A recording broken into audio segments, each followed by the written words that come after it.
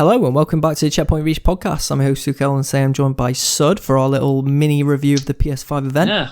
How you doing, mate?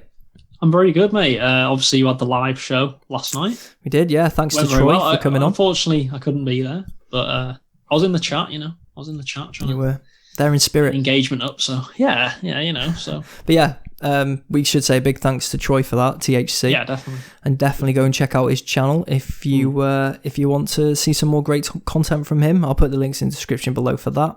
But yeah, we live streamed it, and you obviously watched along.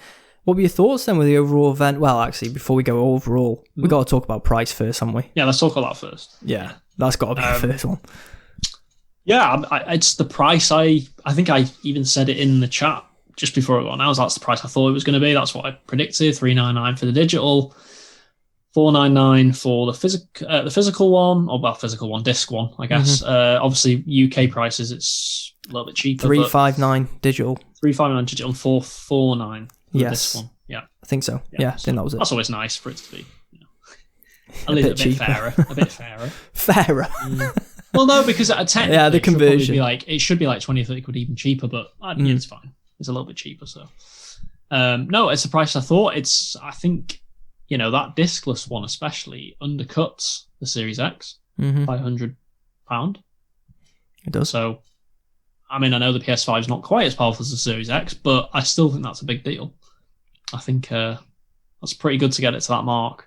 And obviously, we know with the Series, it's more competitive with the Series S, which is, I know that's $249, which is very cheap, but it's good that Sony have at least got the option of a cheaper, console. Mm-hmm. Yeah, the same power as the disc one. I think they'll be losing a lot of money on that console, to be honest with you. However, I do think they'll make it up because you'll have to buy the digital games, and that's a whole other can of worms, talking about the raising prices and stuff like that, as we know they're doing. I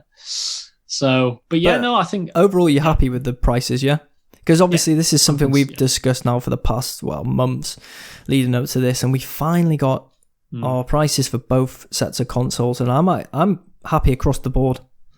I think we said, didn't we, anything under 500 we'd be content with. Mm-hmm. And it is under 500, and it's the same price as the X, so you can't really moan too much with that. Mm-hmm. So, and for you, it's even cheaper because you're going to get the digital edition. I will be if I can get my hands on it. If you can get one. I mean, another can of worms. Another can of worms we could open there. I mean, yeah. Luckily, I'm hoping anyway. I've managed to snag a disc one from. Yeah, so managed to snag that one. Hopefully, let's hope they don't cancel. Fingers crossed it turns up. I tell you what, if they do, I'll be a rant on this channel. Oh, I can imagine. Yeah. So, you'll be seeing me converted to Xbox again, I think, if that happens. So let's hope that doesn't happen. That would be very interesting, but let's hope it doesn't happen for your sake anyway, for your sanity. But yeah, good prices across the board, and nothing too shocking. And both consoles have delivered with some affordable hardware, essentially, I think. I think this is the first time, the first generation that I can remember where there's not been a shocking price, because you think of PS3 at $600, ridiculous price. Yeah, that was crazy, man. When you could get an Xbox 360 for $300, it was like insane. And then you think Xbox One, like $100 more expensive, and it had the Kinect, Force Connect, and it was weaker. It's like, wow, and we bought it. Terrible. And we bought it because we were idiots, I think, at the time, to be fair, for buying that. But this time it feels like, both of them haven't made any silly mistakes, really, in terms of pricing. They've both just done what we expected. Yeah. So, essentially, yeah. Pleased with that. Yeah, I'm very pleased with that. And let us know in the comments below if you are watching what your thoughts are on the price overall, wherever you are in the world. But let's move on then. What did we think overall that stands out for us for the event? Because I think overall we both agree that we enjoyed the event. It was a pretty good event. Yeah, I mean, overall, I think I gave my score in the live stream, but I think it'd be an 8.5 out of 10 for me overall. A 0.5. Very solid. Yeah, and I just want to hint, the reason why it's a 0.5 is because no need for Fortnite to be shown. That knocks it off half a point. As if you're knocking off half a point for Fortnite. Yeah, I am knocking half a point off. It would have been a 9, but Fortnite for me is like, who cares about Fortnite? You don't need to show. They're probably contractually obliged to show it, aren't they? I assume they have to show it. It's probably some contractual thing. Yeah, I'm assuming they've got some sort of deal there, but yeah, I must admit I didn't knock a 0.5 off. I think I didn't give my overall. No, I'm going 8. I enjoyed it, fair enough.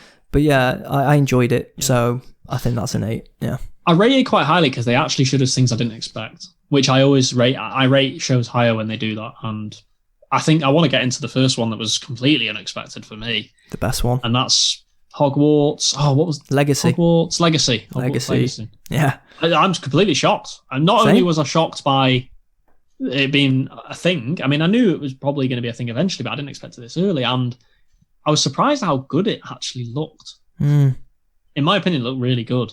It looked like a proper RPG that you'd want. In my opinion, mate, if I'm being honest, it was just everything I wanted. They gave on that little teaser trailer. I was just like, yes, this is what I want. I can't wait for this. And this is something I've been saying since the leaks, how much on the podcast I'm looking forward to it. 100%. Did not expect it, like you've touched on. In the modern world of social media, you expect everything to be ruined for you. I had no idea that there was even hints that this would be shown at the event. And I was just so happy to actually be watching something and be surprised. It was nice, and it looked great, like you've touched on. And oh my god, I cannot wait to jump into the Harry Potter universe RPG. 1800s, was it? Like 100 years before the actual events of Harry Potter? Like a little bit before the thingy books. What are they? The ones before Harry Potter? The Fantastic Beasts. I think it's a little bit before then as well. So that's cool, because hopefully we don't see any characters, because I don't want to be seeing like a 5-year-old Dumbledore like appearing or something. I just want it to be like, well, he would probably be about 5, and that's, I don't know, maybe he wouldn't be alive. But I don't want to be seeing like Harry Potter's come back. Like I want it to be like no, but I want it to be Hogwarts, like we know it. I completely agree. But just different. It's earlier on, so that's cool. I'm completely with you. To have a story that won't rely on the Harry Potter. I know it relies on the Harry Potter settings and environments, but to not rely on like Voldemort and stuff like that, I think it's really intriguing. And it's fresh, something new, something I really enjoyed about harkening back to early 2000s Star Wars Knights of the Old Republic. Nothing to do with the saga that we knew at the time, and it was just fresh, and you're in that universe and you're your own character. Well, I know you're you're Revan essentially. Spoiler alert there for you, but that is 18 years later. Yeah, but no, you're going into a world where you can just explore it, and I think from the leaks it said that you can work your way up to the Ministry of Magic essentially after Hogwarts. So, I mean, how intriguing is that? Sounds awesome. Like I've got to say, one of the best parts of the trailer for me was the part where because at first it showed like Hogwarts in the interiors, and I was like, wow, this is cool. It kind of reminded me of Chamber of Secrets, which I love. Do you know what I mean? Not in terms of obviously how it looks, but definitely not graphically. No. But in terms of like I don't know, it's spirit, I guess. In spirit, maybe you'd say it looked like they know that people love them sort of games, like how they play and how they, the quirkiness of them. I think you'll get that quirkiness in this game. But what I love most is when they kind of went outside Hogwarts and showed environments that look like, wow, these look really good, these environments. Yeah. These look like they've had a lot of care. It looks like the game, it's hard to say right now because the game could be awful. I don't think it will be, but it looks like the game's going to have a lot of care, involving a lot of attention to detail, which is awesome for a game like that. I mean, I've got to say, another great moment was that first time you see the Great Hall. It's like, wow. Yeah. Like the Great Hall looked awesome, didn't it? And the nostalgia. Especially if you're Harry Potter. The Sorting Hat, and I really hope that we said not I really Gryffindor, want that. Not I want that to be a thing. Gryffindor, not Slytherin even.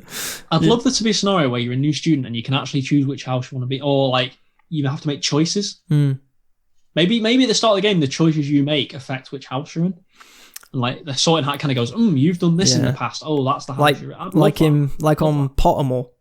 If you ever played that, you had to answer some questions and essentially it sort you. What were you?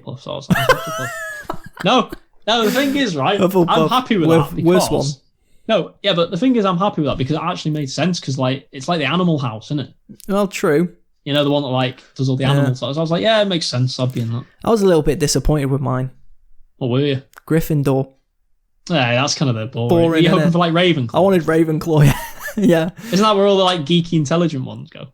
In Ravenclaw, yeah, which isn't me. I'm not that intelligent, so I probably would not make that. I'll go Gryffindor, I guess. I didn't want to be Slytherin, so like Harry says, not Slytherin.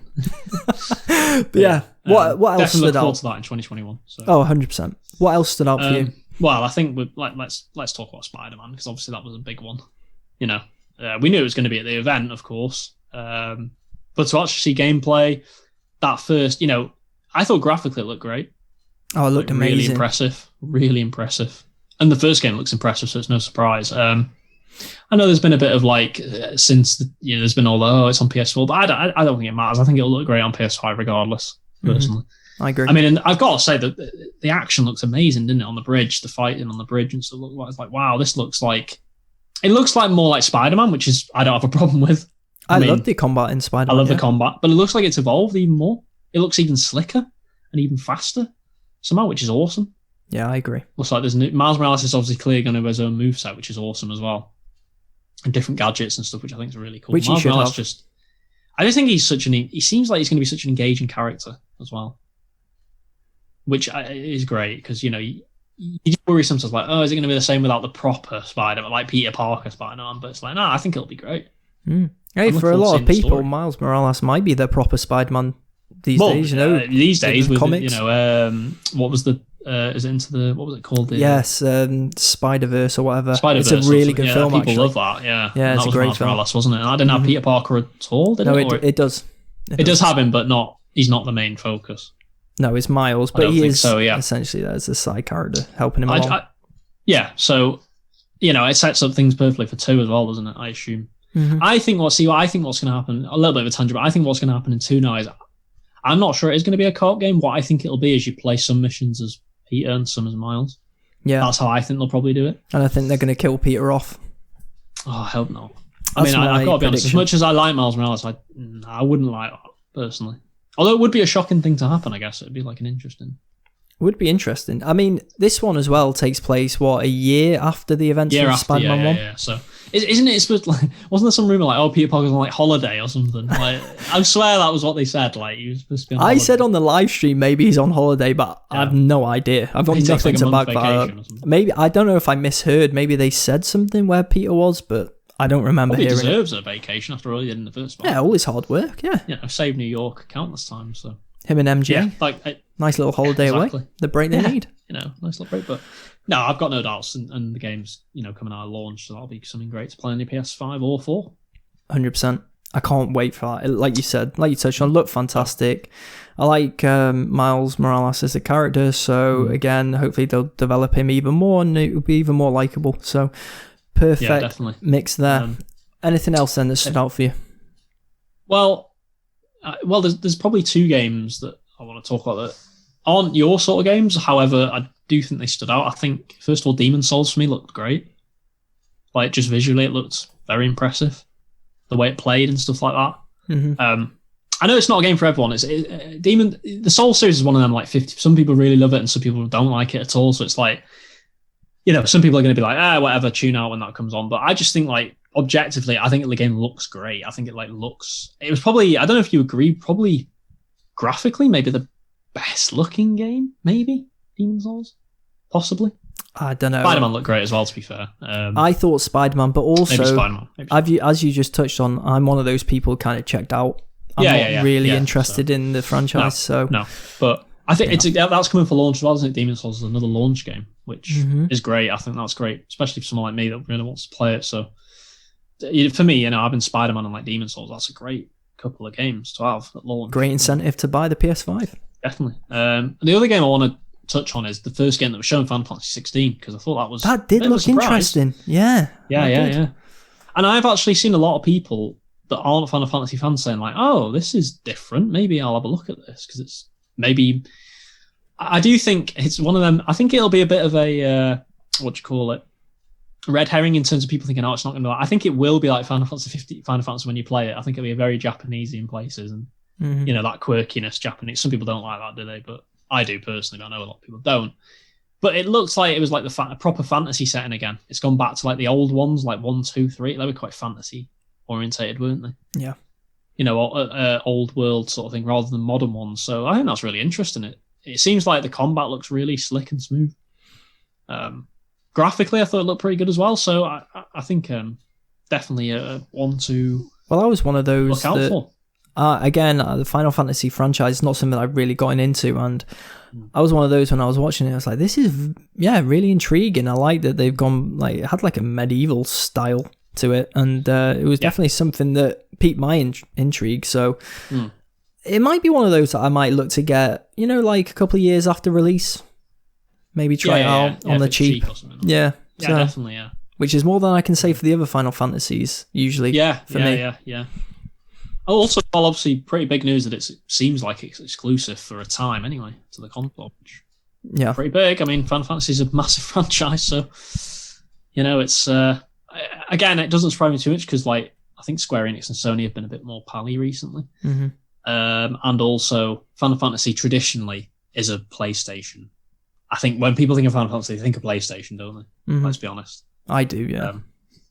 And yeah, so that's obviously good news on that front. I guess probably one of the last things I want to talk about is obviously the tease at the end with God of War. God of War.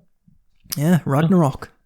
Didn't see much, obviously, which I didn't think we were gonna. Well, I would have liked to have seen at least maybe like a quick trailer, like 5 seconds, 10 seconds of the game. But yeah, I'm surprised it's 2021. I'd be a little bit skeptical about that date.